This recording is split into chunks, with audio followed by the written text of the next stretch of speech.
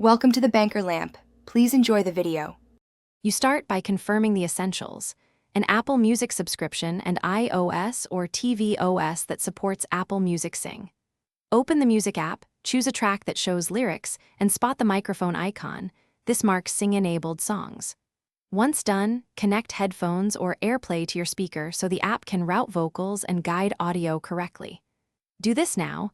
It's the only supported built-in karaoke workflow. You'll understand why each connection matters. As you change vocal, you tap the microphone icon to enter sing mode, and the app switches to a split lyrics view. Lead lines and guidelines appear. Once in, drag the vocal level slider down to reduce or nearly remove the original lead vocal. You can leave guide vocals for pitch hints. Use duet controls to balance harmony parts if the song offers them, and try key or tempo adjustments to fit your range. These controls let you perform live while the app keeps lyrics synced, making the experience smooth and musical. You're ready to perform? Hit the record option in Sing when present, or use voice memos or screen recording with mic enabled to capture audio plus lyrics. Monitor levels so your voice sits clearly over the track. If vocals bleed through, make small vocal level adjustments and switch outputs.